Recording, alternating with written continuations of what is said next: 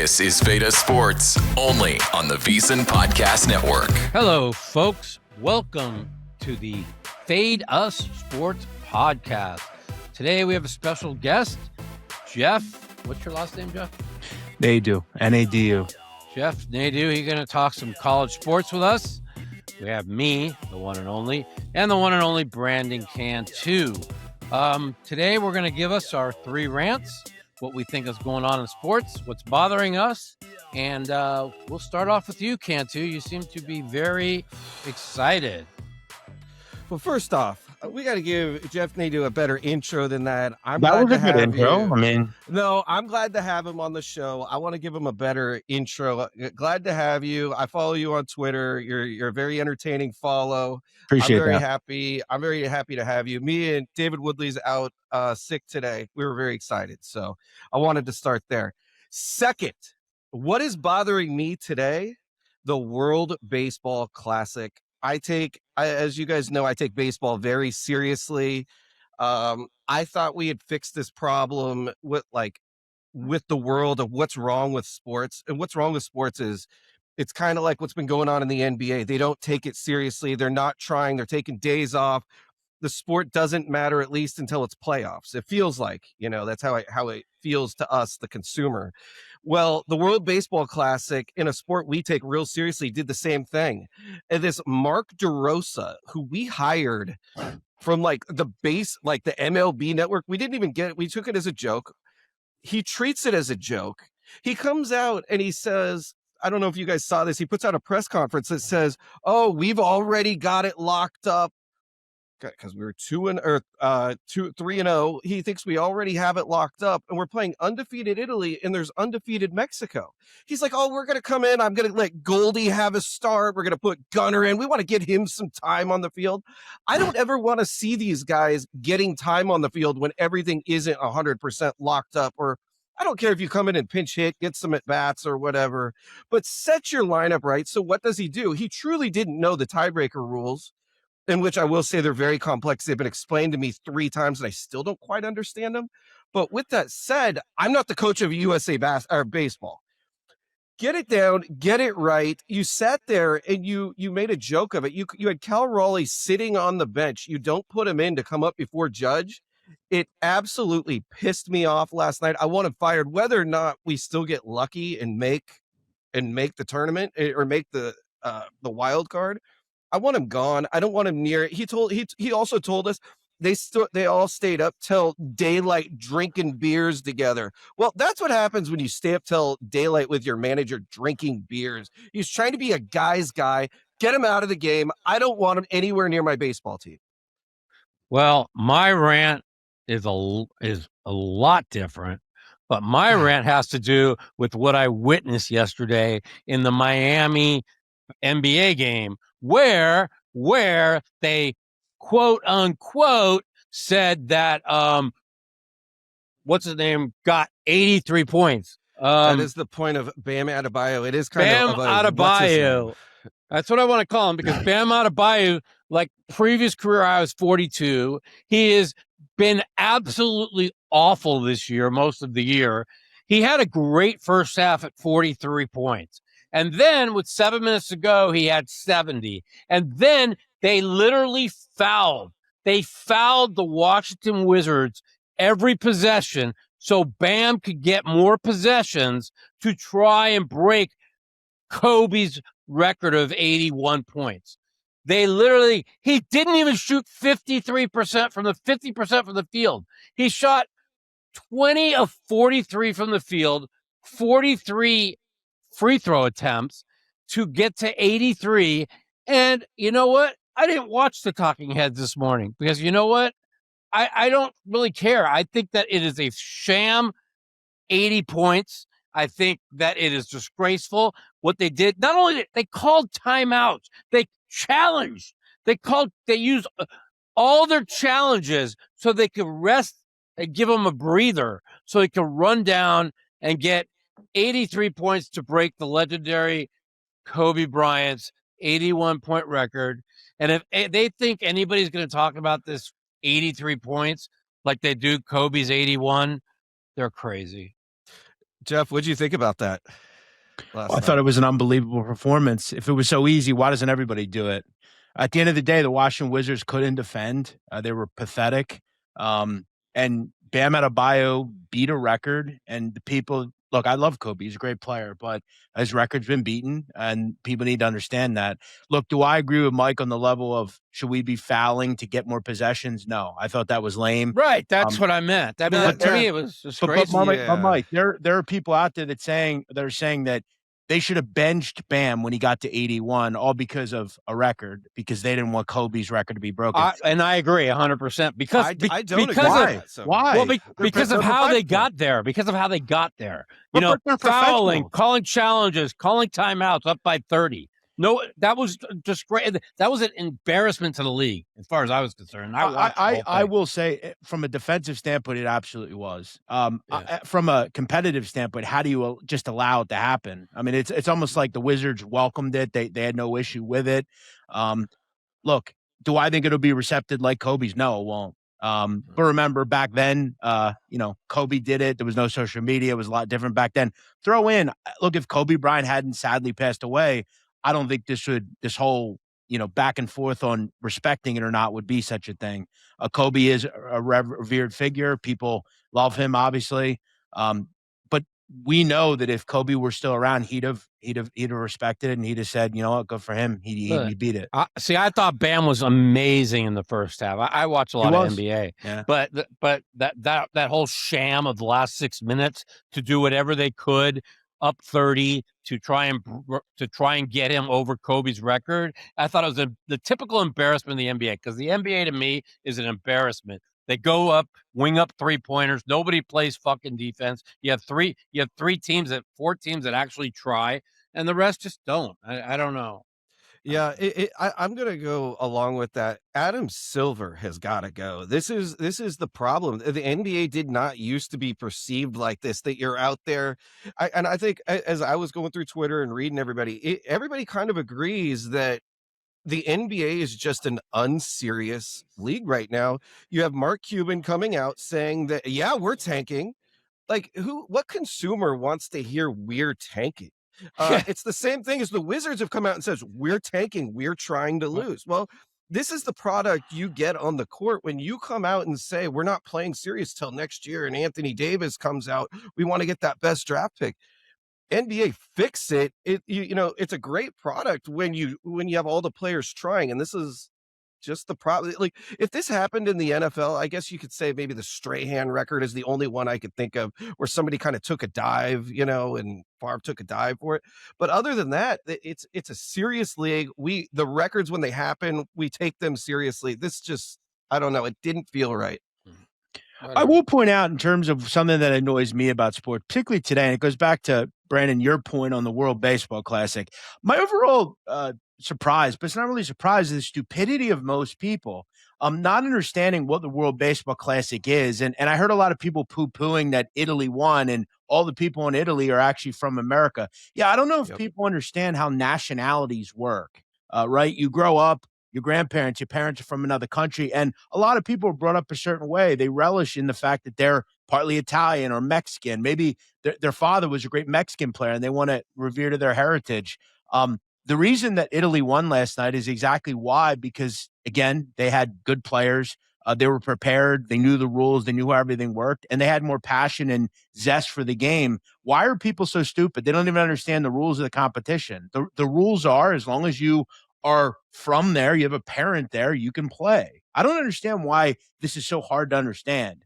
If I have a parent that was born in Israel, I could play for Israel. I mean, we can't have everyone play for the United States. And that's a really good point, because like Kevin Youkilis was the coach of Israel, and Israel means a lot to me. Everybody knows I'm very pro-Israel, and so you look at that. You look at what you saw in the winter class, in the winter games that just finished. You saw the one girl that won gold for China, and China, they basically left China because they were being threatened, and then they wanted her to skate for China.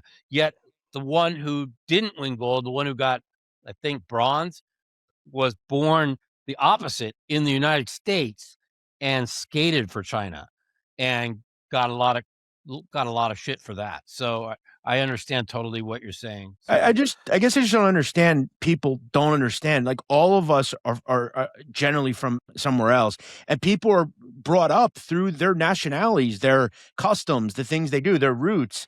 I think it's beautiful that people want to play for Italy because their grandfather was Italian and it was important to their growing up. I think it's a great event. I love the event. Yeah, I've enjoyed betting on it as well. It's been fun. I do agree though. It's a shame that the U.S. didn't take it a little bit more serious. It seems like they just kind of skated, assumed they'd win, and they had a team that was, fought harder. Quite honestly. Yeah, that's, to be honest, that's my biggest problem is that man, you look in those, you see the Dominican fans, you see the Venezuelan fans. Awesome. I mean, you go all throughout Latin America. You want to talk about fans that are living and dying over this, like on like what happens, like it's ruining their day. It feels like it's ruining their whole year, to be honest. And America comes in, and here's another like example of them taking it as a joke.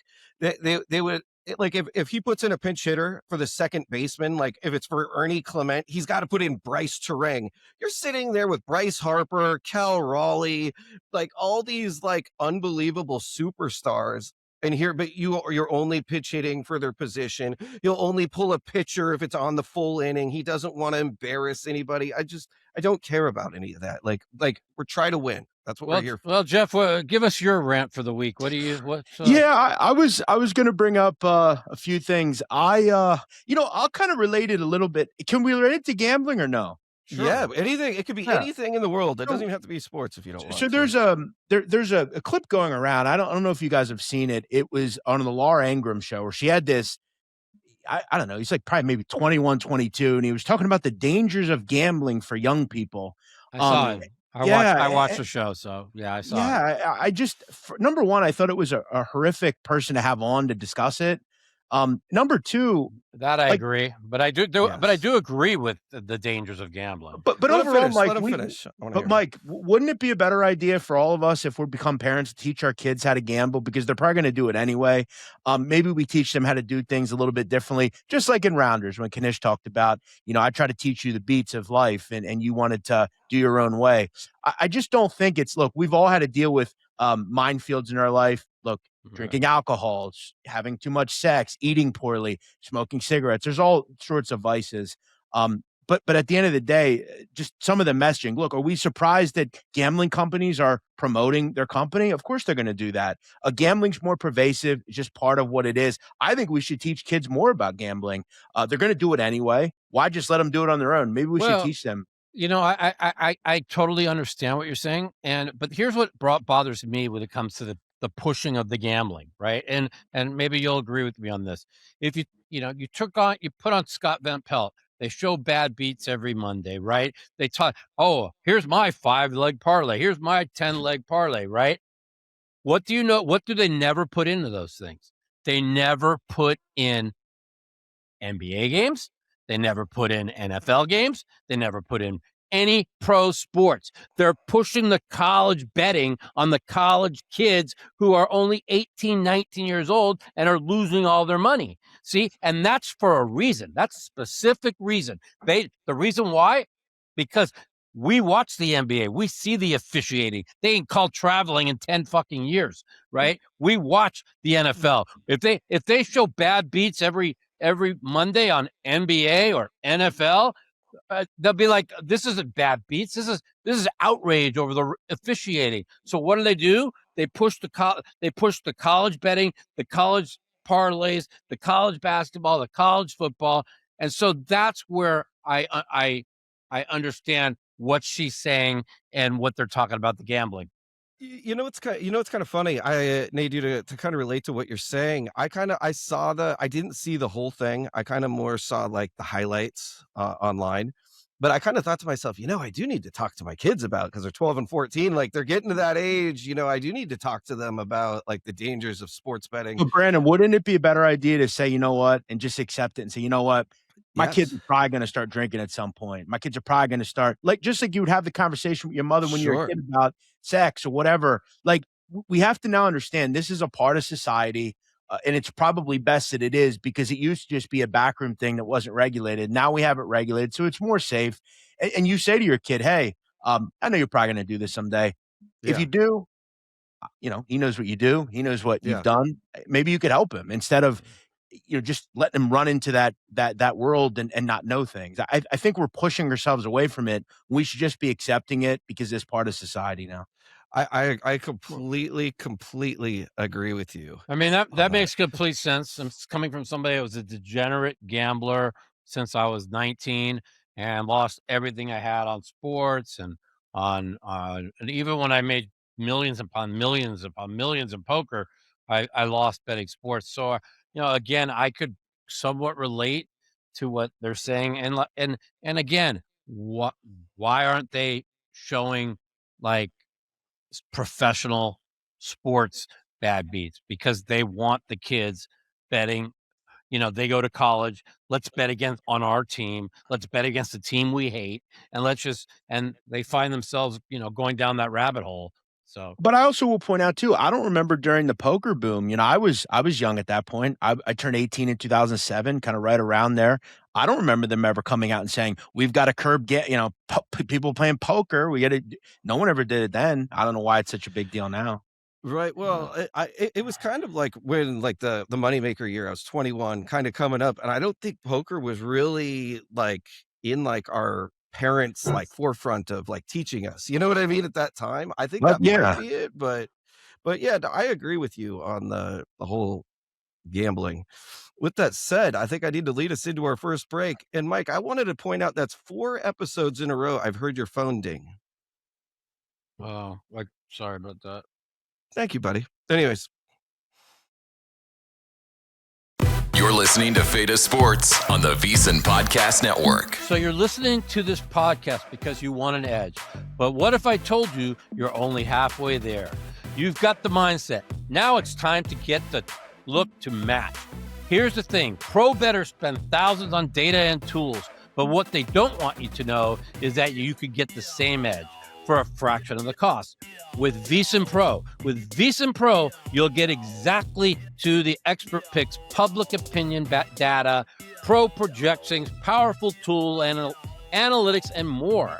Just tap on the link in the description on why thousands of bettors are already using VSiN Pro to cash more bets. That's VSiN Pro. Check it out. All right, Jeff, we're back. My favorite team, I want to lead right in there, is Gonzaga. I followed them me and my grandfather used to watch all their games early, or in the 90s, into 2000s. And I've always get excited. God rest his soul. But I still think about those games and watching them all the time with them. I feel like Gonzaga hasn't got the respect this year. I believe they're 28-3, maybe 29-3 or 30-3 now after the tournament games. They're not getting the respect because I think they lost to Portland one game where people were kind of doubting them.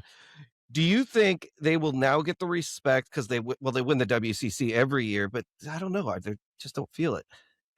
What are your thoughts? Under Mark Few, 26 years, they've won 22 conference titles. That's pretty unbelievable. They never get the respect. It's pathetic. What's funny is the same people telling you that Miami of Ohio should be in the NCAA tournament if they don't win their conference with the schedule they have are the ones telling you Gonzaga doesn't play anybody. That's funny. That's funny. I don't watch much college sports, but it came on to me a couple weeks ago that this Miami, Ohio was undefeated. Yet they needed overtime to beat 2 15-16 teams that are in an extremely weak conference. And I said to myself, well, this is a kind of phony 31-0 team. Well, Mike, they actually only played all season 8 teams that finished with a winning record, and they didn't play a team in the top 50. Wow. Okay. I didn't know that. Yeah, it really is a phony 32. Yeah, it's completely pathetic. And if they lose in their conference tournament, they shouldn't be in. But nowadays they'll put them in just because they don't want to hear it. But as far as Gonzaga is concerned, no, they're never going to get the respect, even though they've went from, as you know, to a complete nothing school to a blue blood. It's pretty unbelievable. They play some of the best teams in the country every year. They have some of the best recruits in the country every year. But as far as this team, I think what makes them interesting this year is they're very undervalued. Nobody's talking about them. They're going to be a 3 seed in the NCAA tournament. And they've done it largely without their best player, one of their best players, Braden Huff, who is been injured. He's working to come back. I would assume he'll probably be back and give them some run. Maybe not in the first game. I don't know if they'll need him for it, but I look at them. They're a really talented team. They're always talented offensively. They're one of the most efficient teams year after year. But I heard, and few talked about this, the team that went to the national title game in 17 and 21, both those teams were top 10 in defensive efficiency. So is this team. So I think, generally we see them very good offensively, but they're not as great defensively. They are very good. They have an All-American to me in Graham Ike. Their guards are solid. I thought they played really well last night in that Santa Clara game. I think they're a team that's going to be very quietly an Elite Eight, maybe further type of group. I really like them a lot if they get the right bracket. So I'm going to be honest. I have watched exactly one half of one game of college football basketball this year. And so I'm really not like into it because I'm an NBA guy and I'm just a pro sports guy. And what is who are the teams that are really good that you think are going to make the Final Four? And who do you think is the dark horse teams that have a good shot to make the Final Eight and even possibly make the Final Four? Yeah, so there are 4 or 5 teams that I think are up here and everybody's down here. They would be obviously number 1, Michigan. Michigan all year has been, Yeah, I saw that. Yeah, completely elite. They're top 5 in both offensive and defensive efficiency. They're gigantic. They're really just going to turn you into a team that just takes a lot of bad shots. They've done it all year. They have a shot blocker in Ade Mara who's terrific. Their guard plays solid. They're well coached. They have so many wins by 20 and 30. They just blew out teams all year. Arizona, I picked them preseason 40-1 to win the title. Wow. To me, they're the favorite. I've kind of rooted on this team all year.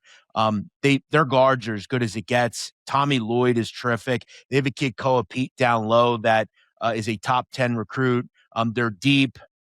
They just check all the boxes. There's really no issue with this group. The funny thing is you brought up Michigan. Now that was the one game I watched this year, which was I saw what I said. Whoa! Nebraska's 20-0, and they're facing Michigan, and they're getting 11.5. And I bet $1,000 on Nebraska because I'm like 20-0 in the Big Ten, getting 11.5. And yeah, it went to overtime. They lost Nebraska, and that was and I won $1,000 on that game. That was the only game I watched this year. It's the only college game I bet this year. My question to you, since I have not watched any or looked at all, is Nebraska still good? Or did they fall off? Nebraska is very good. I actually bet them to win the Big Ten tournament. I thought it was pretty decent odds at 11-1. They're very good. Fred Hoiberg's done a great job there. They're not your normal basketball powerhouse. We know that, but they've done it through defense. Wow. They're a great team. That's something I didn't even know about Hoiberg. Yeah. That's the Iowa State. Used to play on Iowa State. He was a Chicago Bulls coach. And he's the coach of Nebraska. So he just walks into Lincoln, Nebraska, and just turns a program around that wins 5 games a year into some powerhouse in like 1 year, huh? Yeah, it's completely different now, but a little bit like that. I mean, who's gonna? I don't care about these kids lots of money in the NIL. It doesn't matter. You don't go. Who the heck wants to go to Lincoln, Nebraska? I mean, like, he systematically every year has been better. I mean, in 23 had 16 wins, in 24 he had 23. Last year had 21, and then this year 26. He's also done it with. He's not getting the best players in the world there. I mean, his son is a top level player for them. Yeah, he plays. I saw he played on their team. Yeah.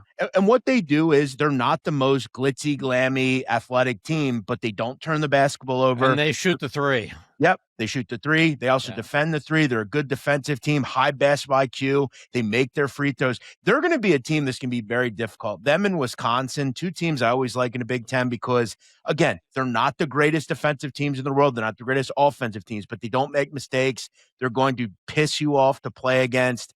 And I watched Wisconsin the last 5 minutes 2 days ago. That was another and I saw them beat Purdue, who hadn't lost at home in like 35 years when they scored 90 or more points. And I think Wisconsin beat them 96-90 or something like that. So that was Yeah, there's been some great offensive games in that league this year. But yeah, I would say, that your top teams are going to be Michigan, Arizona, Florida, the defending champs. They've just really come on the last 2 months. And then I would still throw Duke in there. There's a caveat with Duke, though, just in terms of Caleb Foster, one of their top players. He's going to be out for a period of time. They're not going to have him. One of their bigs, Ngungba, he's been beaten up as well recently. They have the best player in the country, but they're a little less interesting now. And Boozer's on their team. Is that the best player in the country you're talking about? Boozer's going to be your best player in the country.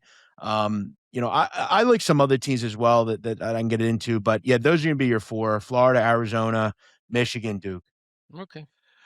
What about, is there any bets out there that you still like to win the conference tournaments, whether they've started or about to start, or are there anything out there, or Yeah, you still like Nebraska? You still like Nebraska?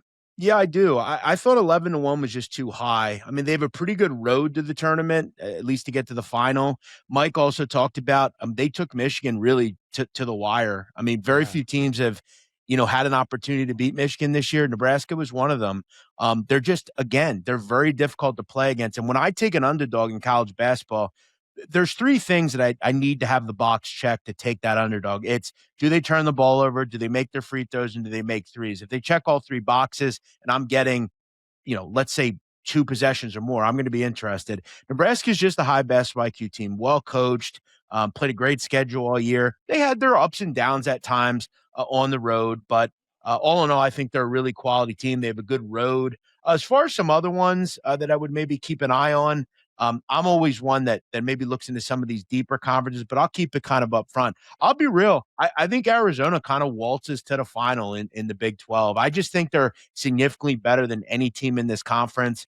They did go to Kansas and lose. That said, Bill Self is never lost on Big Monday at home. And I did notice that Kansas has one of the best players in the country. I think his name is Peterson. Darren Peterson, yeah. And the thing about Kansas, again, these are just I have only watched, like I said, one full game and a couple of clips, and of course I watch Sports Center and I see some highlights, and I did notice like Kansas has had some big wins this year and some really bad losses, and like I think they lost. Well, it was Arizona State that beat them recently. Jeff? Yeah, exactly. Well, I think the reason they've had so much inconsistency is been Darren Peterson. Darren Peterson's a great player. He's a very polarizing player, though. He's a guy who has pretty much made it abundantly clear he doesn't care much about playing in college. He's had multiple games where he's just sat out, including the game against Arizona. And I think what happened was we saw they responded. When he wasn't in there, they were actually a more tight-knit group. He's a terrific player. He's going to be the number 1 pick over That's what I was saying. Is he going to be the number 1 pick? Absolutely. He's the most talented kid in this class. He just doesn't care that much about playing in college. And this is why I have championed for years. We have to get rid of this stupid, you have to play a year in college rule. It's stupid. If a kid who has his own free will and is an adult wants to go right to the NBA, he should be able to. And let's just be honest. It worked out with a lot of players, including Kevin Garnett, LeBron James, Kobe Bryant, all sorts of guys. If a kid wants to go, let him, because what happens is we make them play and situations like this pop up. If you get a fully engaged Darren Peterson, they're a very dangerous group. So it's just, does he kind of throw them off a little bit? That's my concern. And I've heard the same thing about this Darren Peterson. Now, if you're an NBA scout, right, and you see a guy that doesn't want to show you what he has day in and day out, when he's getting, I'm sure his NIL deal is pretty big, right? Is that a guy you want on your team? I mean, in the NBA, because you want in the NBA, how many people do you really see that bring it every night, right? That because they want, you see what I'm saying? And it's a good question, actually. And they always say, well, Ant Edwards brings it every night, right? Better example, Mike. Zion. No, look at Zion. Okay. That's where you go. No, Ant Peterson says, I want to play 82 games. I bring it every night for the fans. And then I had $1,000 on them last night. The guy was 0 for 13 from 3, 1 of 9, and they got blown out by the Lakers, missing half their team. And I asked myself, like, oh, okay. do you really want to bring it every night, or was he out partying all night? Because I've never seen Ant Edwards play that bad in my life than he did yesterday. So yeah, I mean, I really think it's a case by case thing, because Ant Edwards he cared about college. He was a transcendent college player, and he was terrific at the next level. Do I think it matters? I know that to these teams it doesn't matter. Not at all. In fact, we've seen various situations over the years where a kid barely does anything in college and he's a lottery pick. The things that these kids have, it doesn't matter. It doesn't translate. No one cares about it. You look at a kid like Jalen Johnson. Jalen Johnson's a guy who at Duke literally left the team in the middle of the season because he didn't care. Went to the NBA and he scores 23 points a game this year. So I don't think teams care. They're looking at the raw athlete. They're looking at what he can be. And this is why we need to eliminate this rule, because we wouldn't have to deal with it then. So I'm all for eliminating this rule in basketball, but what I think the rule still should stick is NFL. When they say you need 3 years of college in the NFL, for sure, because those are men against boys, and Indiana football this year proved that their average age on the whole team was 23 years old, where the average age on the Green Bay Packers was 25 years old. So I'm only doing this in basketball. I think in football it's just fine. It needs you want to obviously mature and get your licks in. Football is a much different sport. I completely agree there. I will just throw out one other thing in terms of the future. I took a shot with Virginia in the ACC. I've been really high on this group all year. Took them 100-1 to win the whole thing. Wow. I think they're a real team that could be a sleeper. And I mentioned some of the Duke injury problems now presents an opportunity to the rest of this conference. Virginia's also a very talented group. They're not that team from a couple of years ago that play uber slow and they're great defensively. They're still good defensively, but they have a much better offensive group this year. Very talented. They're a team that they could make a little run here. And you're getting 7-1 on Virginia. They're going to be your 2 seed, so they're going to be towards the bottom of the bracket. They stay away from Duke title final. One more thing I want to say, then you can chime in here, Cantu. Last year, we had you got it. We'll do right after this. Last year we had Alan Boston on the pod, and we're going to have him on the pod next week. And he had Florida at 40-1. He insisted that they were much, much better than everyone else. Now, they did have 1 or 2 games where they really had to score like 6 of the last 8 points to survive. And then but the point I'm trying to say is Arizona the Florida of last year, in your opinion?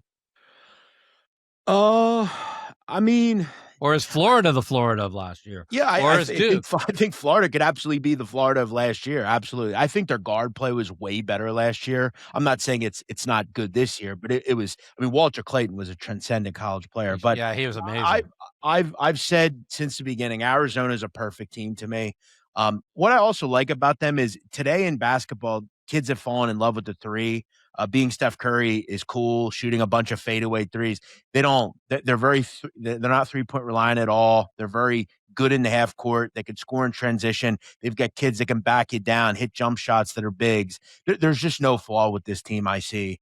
To me, they would be your Florida. But look, I always look at teams. You got to be able to win close games. You got to be able to blow teams out, obviously. They already beat Florida. They already beat UConn. They already beat Alabama. They have so many great wins. They beat a really good BYU team twice. They beat Houston. They beat Kansas. They beat pretty much everybody put in front of them. So, yeah, I would say to me the favorite has been Arizona. That doesn't change.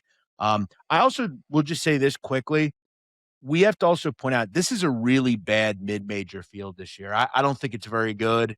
I think there's a few that I would have. I mean, last year it wasn't like not one mid-major got out of the first round. Everybody's like, look what they've done with the NIL. They've ruined March Madness. Now, I think that's going to be probably there this year as well. That a lot of the AAC, some of the smaller conferences, there's just not a lot of great teams. Your St. Mary's, your Gonzagas, your teams like that will obviously be fine. But I'm talking about, I don't think you're going to see a ton of huge upsets this year. I want to actually, I have more questions on this, but we got to get into our second break, and that's going to lead me into my next question. Okay, let's take we'll be right back.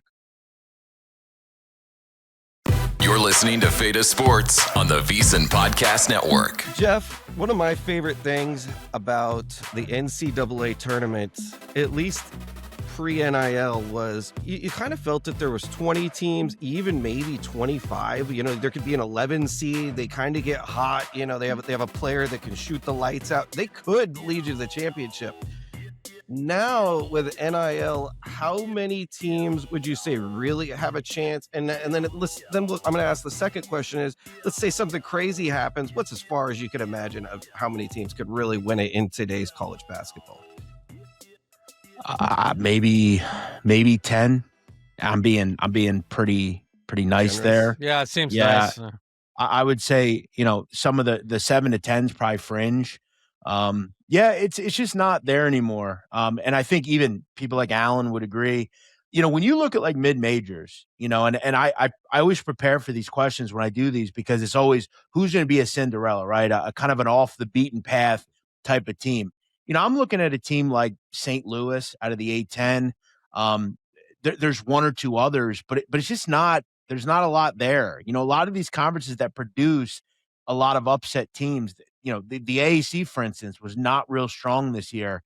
Conference USA wasn't great. A lot of the Mountain West wasn't very good. There's a lot of just log jam at the top there. So I don't know if I see it. A team that I'll throw out there that could make a little run, maybe win a game or two and be in the Sweet 16, and you say, how the hell did they get there? Hofstra out of the Colonial Athletic Conference, a team on Long Island, coached by a guy, Speedy Claxton. He was a guy that played in the NBA for years. I remember him, yeah. And Speedy's done a terrific job with this program. They've got 2 great guards, and you win with guards in March. Yeah. They've only lost once since the end of January. Their guards are great. They're great defensively. They're a top 10 effective field goal defense. They're terrific from 3. They rebound at a really high level, and they play a style that's very irritating. They're very slow. They're very methodical. But they're not going to get run out of the building by athleticism. A lot of the time when a team from the Patriot League or some league like that plays, they get beat athletically, right? A Colgate, something like that. They just don't have the athletes to run with some of these big major programs. Hofstra played. They have a lot of kids, New York guards that have played at high levels. I think Hofstra's a tough little team. I think they could win a game or two. I think they could be one of those upset type of groups. I like that because I'm going to have to change how I make my bets, because I used to like to bet some long shots, some 50 to 1s to win the tournament. It's just not even realistic. A lot of these schools being 50 to 1 to win it. I'm going to have to start betting them to like make like the Elite 8, Final 4, Sweet 16 type bets. It's almost like championship bets for these schools. Yeah, you look at the odds. I mean, it's pretty simple to understand. Like I wouldn't, like at this point, the only long shots that I'd really be looking at if I had to, I'm talking 40, right, 50. If you had to, yeah. I'm looking Gonzaga 50 to 1. Arkansas, I've already played. I'm really high on Arkansas just because, to me, they have the second best player in America, Darius Acuff. He's Kemba Walker-like. I think he could take them to a real run in the tournament. Throw in that they I thought they had a great team last year, and Cal just kind of came up short. But Arkansas is tough. Outside of that, I'm not real interested in a lot of these deeper groups. You bring up Arkansas, and that's going to lead me into my next question. So I saw Calipari in an interview say college basketball is broken. We can't just recruit the 5-star recruits anymore, and then we sit there and spend a year or two developing, and then they just go off to another school who has more money, and it's just our entire goal is to set these kids up for life, like not money wise, but just like life lessons, because only like 1 out of 100 of these kids are going to make the NBA. With that said, they're pushing. I saw Trump was going to put an executive order that's going to do something about stopping this, because NIL was just supposed to be so you could use your likeness, and now you have all the boosters like pay for play, which is really kind of unethical, and it's going to be interesting what now the government might be getting involved with this. With that said, we witnessed, again, I'm going to bring this up about it earlier, Indiana being the oldest team in the in the college football, and they won the national title.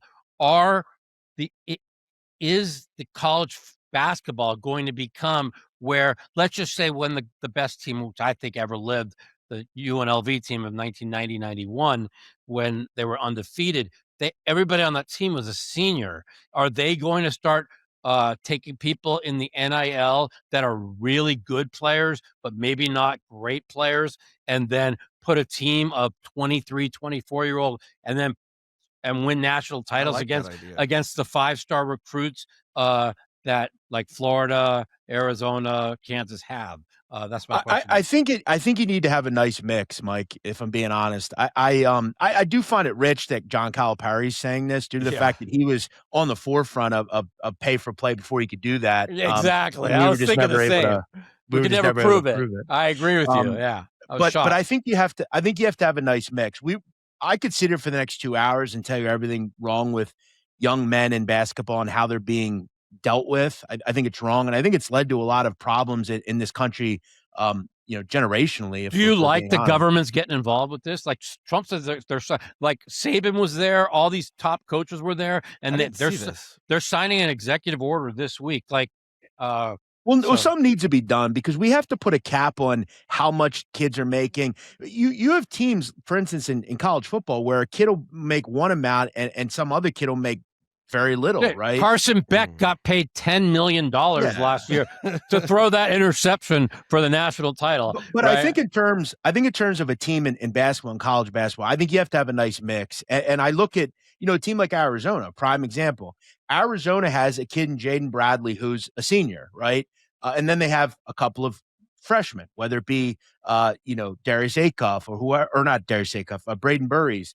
So you have to have a nice mix. What's funny is Arkansas has 3 top 20 recruits coming in this coming year, which is fascinating. The number 2 recruit in the country is going to Arkansas. I prefer a mix. I want a couple of upperclassmen, juniors and seniors. And you also have to be very good in the transfer portal nowadays. If you're not active in the portal, you ain't gonna win, quite frankly. You look at Jaden Bradley. I just mentioned him. He's a transfer. You look at kids at Florida. You have a nice mix there. You have some young kids, and then you have transfers. You have to have a mix. You can't just have 5 new recruits because cohesion and continuity is going to be a problem. You can't just have all juniors and seniors because you're going to get pillaged by other teams. What NIL has done is destroyed the mid-major program because if let's say I'm a good player at, I don't know, Hofstra, right? I'm not going to be at Hofstra next year because some bigger program is going to come in and pluck me away. So we need to get some sort of regulation over it. It needs to be fixed considerably. Do I think that big government will help? I would hope. I would assume. I'm not a big government guy, but I mean, it seems like it would be an interesting play for, let's just say, kids. You're not. You know who's good enough to go to the NBA and who's not. I mean, there's not that many. Because if you're a great kid, save your eligibility till you're like 23, 24, 25, 26. Be a really good player. You're going to make a lot of money and be able to deal with like the 18, 19-year-old freshman that's trying to do the one and done. I mean, one second, Jeff. But I was just going to say that brings us to another problem of you now have kids that will leave college, not get drafted, go to the G League and play and say, well, I'm not doing anything here. I'm going to go back to college. And in some instances, they've allowed that to happen. There was a kid at Alabama, Charles Bediako, who played multiple games after leaving college, going to the league, playing in the G League, and now he's back in college. Because he could go and play at 24 years old, 1 year in college, and make money for lifetime money. Like even if he gets $2 million or $1 million, like people don't realize $1 million. I learned this from having tens of millions and having nothing. That guess what, $1 million or $2 million, you can live the rest of your life in if you're very careful with it. And so why be in the G League getting paid $50,000 when somebody in college wants you have 1 year eligibility left, you can come back and get paid $1 million or $2 million. And let's I keep leading it back, but let's lead back to like the college football, like Chambliss for Mississippi, for University of Mississippi. Like the judge, he was denied his 6th year of eligibility, and then a judge overturned it, and now he gets to come back at age 24 for his 6th year of eligibility. That in college football is massive. That's just unheard of. Yeah, and I think he should have gotten a waiver because he didn't play in 2022 while at a very small Division II team because he had, health issues. He should get an extra year. And look, I think it's great for the sport because he was a terrific player last year. He I was think amazing. it'll be terrific this year. That Final Four game, he was so good in that game. It broke my heart that they lost. Like I wanted Mississippi to win so bad because I think Lane Kiffin is the low life of low when it comes to college coaches or what's amazing? He actually didn't even start the season as quarterback there. I know he was the second string. He was the backup. Yeah. With that said, I'm going to take us into our third and final break. We'll be back after the break. You're listening to Feda Sports on the VSiN Podcast Network. Welcome back to the Feda Sports Podcast. The one thing I haven't talked about yet is, and I am an NBA guy, is the return of Jason Tatum to the Boston Celtics. Now, Boston was picked to not make the playoffs this year. I actually have a $1,000 bet with a friend of mine who would finish with a better record, Boston or the Golden State Warriors. He's drawing dead on this. They are the number 2 seed in the East. They get Jason Tatum back, and everybody's saying they are a lock to win the East and possibly have a chance at the title. I don't see title. Not a lock. I don't see title, but what is your opinion? Have you guys watched the NBA? Do you think that this Celtic team is that good? Good, man. I hate when people say that they're a lock, but I think he's kind of blowing everybody out of the water with, how fast he came back.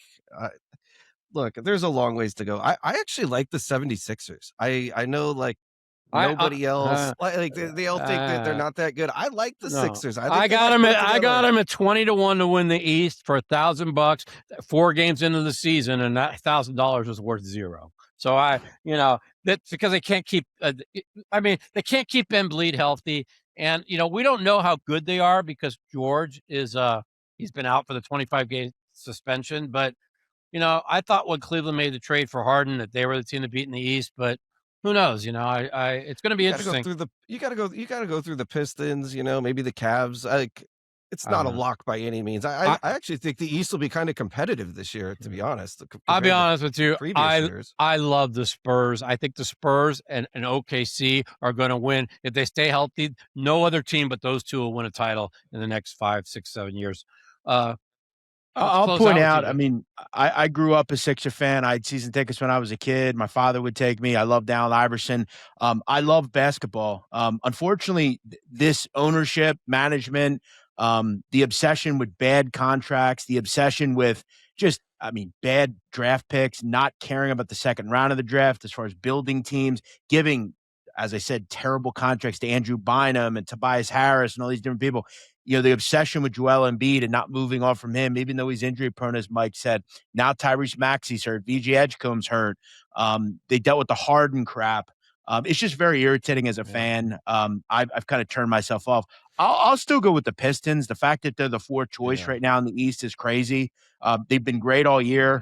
What are we, 60 games into the season? They're still number 1. Are they the 4th betting choice in the East right now? In the East. I didn't know. Not in the East, in the NBA. No, Mike, hold on a second. In the East, they're right now 4th behind the Knicks, Cavs, and Celtics. Wow. I didn't know that. That's crazy. I watch a lot of NBA, and Cade Cunningham is amazing. He's an MVP caliber player, and they play good defense. But it just seems like when they play the really good teams, I've seen them struggle from the 3-point line. I think that's their weakness. And I want to pull for the Pistons, but I could see them being 4th. I do. I don't respect them either. I don't know why. They made great acquisitions on the offseason. They're pretty darn deep. Cade Cunningham is amazing. I just made a bet with somebody yesterday for $1,000. He's like, because I think I said that Brown from the Celtics is going to finish top 3 in MVP voting, and he says he's not gonna. And he's like, well, you got SGA and Wembley and Joker. I said, Wembley and Joker miss one more game. They don't qualify. And then who are you putting in front of Brown? And he says, well, I'm putting Cade Cunningham in front of Brown. But as good as Cade Cunningham is, I don't see that. I know how good SGA is, but I watch Brown, and he without Brown, like they ain't nothing. I mean, he's a true MVP caliber player, I think, but that's my opinion. Anyway, let's close it out with you, Jeff.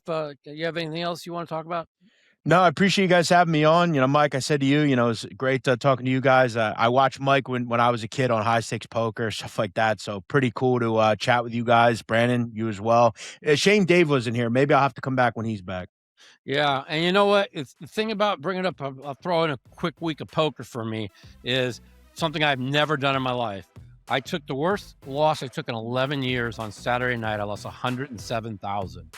And wow. by Monday night, I won back 105 of it. And nice.